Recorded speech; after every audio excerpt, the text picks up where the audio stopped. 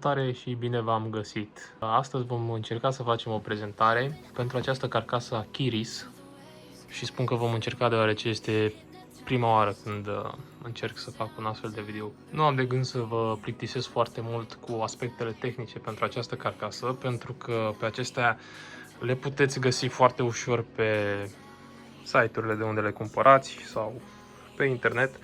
Însă vreau să fac o prezentare în sensul în care să vedeți anumite aspecte pe care din poze sau din descriere nu le-ați putea vedea. După cum se poate observa, carcasa vine cu un port USB 3.0 deasupra și un Type-C, plus conexiunea pentru căști și microfon. De asemenea are și buton de start și restart, în mod evident. Ar fi fost plăcut să avem ceva mai multe porturi USB aici. De obicei sunt două și sunt destul de utile pentru că le ai la îndemână, dar este ok și așa. Pe partea frontală avem aceste trei ventilatoare care sunt mascate de această mască, da? Se scoate foarte ușor de aici, efectiv se trage și iese. Pentru o curățare foarte rapidă, aici avem această plasă care se poate aspira sau șterge foarte ușor. Nu pare a fi făcută dintr-un material foarte calitativ, însă, având în vedere că este o carcasă de buget, eu cred că ar fi suficient. Se pune foarte ușor având aceste două picioruși și se fixează aici, se pune înapoi foarte ușor. Fixează înapoi și cam asta a fost. În continuare vom trece la... mai este de menționat că avem și deasupra această protecție magnetică pe care o pot scoate și o curăța foarte ușor, deoarece deasupra carcasa poate găzdui 3 ventilatoare dintr-un total de 11, dacă nu mă înșel, vom număra curând. Avem acest panou de sticlă securizată pentru cei care au build-uri un pic mai frumoase, sau nu chiar, pentru că dacă pui câteva ventilatoare RGB deja arată totul foarte frumos. Acest panou este fixat clasic cu aceste prinderi pe spate.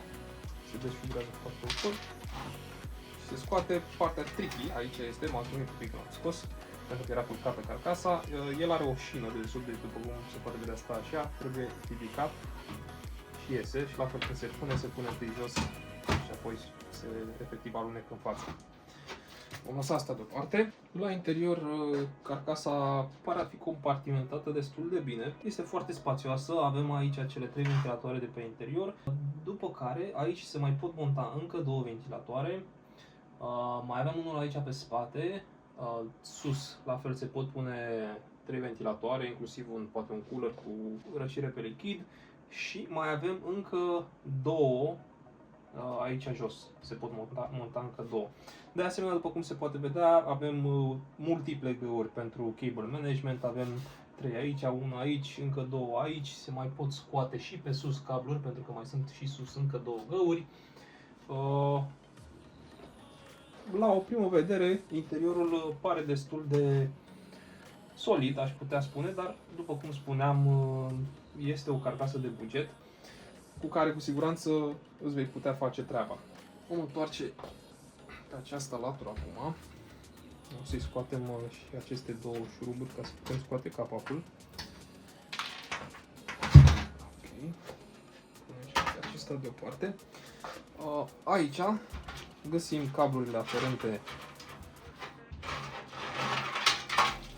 intrărilor de deasupra, USB-ul, Type-C-ul și butoanele plus conexiunile pentru audio, ieșirile audio, care sunt cam încrucite pentru că mai umblat un pic pe aici, dar le vom da la o parte. Aici avem modulul care va controla ventilatoarele cu care această carcasă a venit, adică cele 3 frontale și cel din spate. Adițional, avem și această telecomandă cu care putem controla ventilatoarele. De asemenea, se pot controla și luminițele acestora de aici. Deci se pot customiza destul de bine, o să vedem mai târziu. În spate mai avem și acest slot pentru SSD.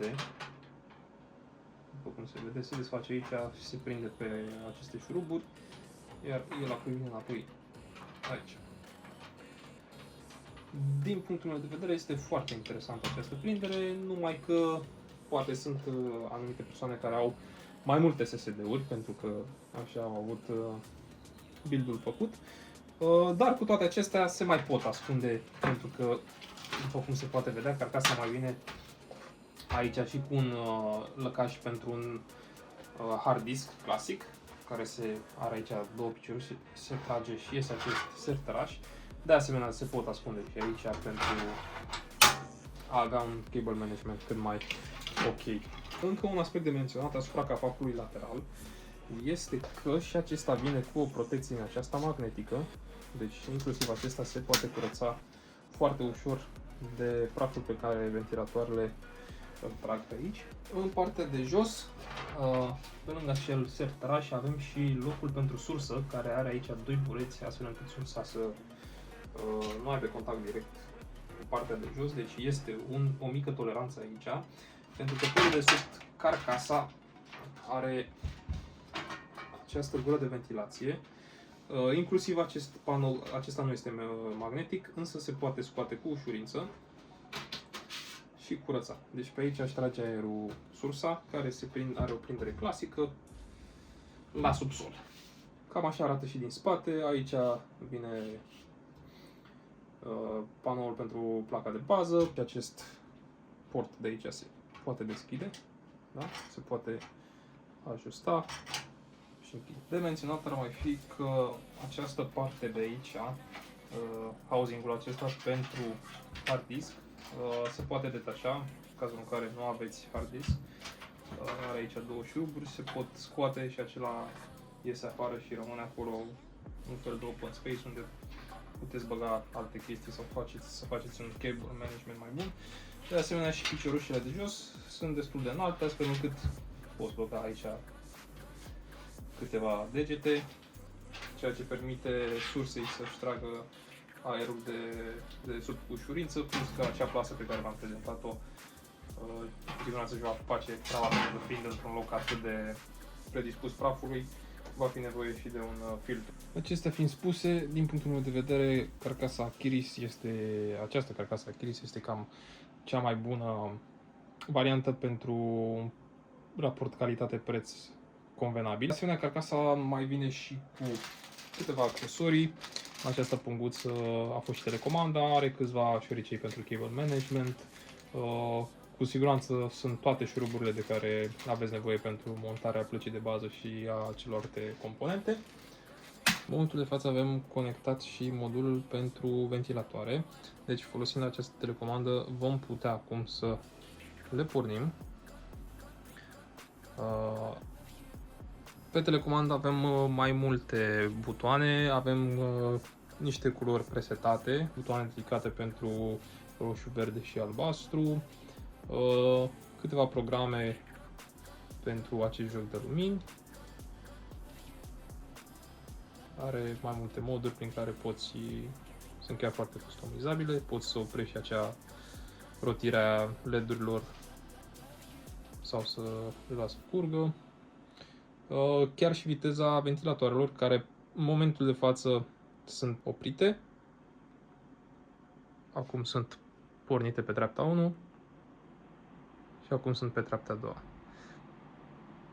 Nu știu dacă se aude pe video. Pe treapta mare de viteză, mie mi se pare că produc un zgomot destul de decent.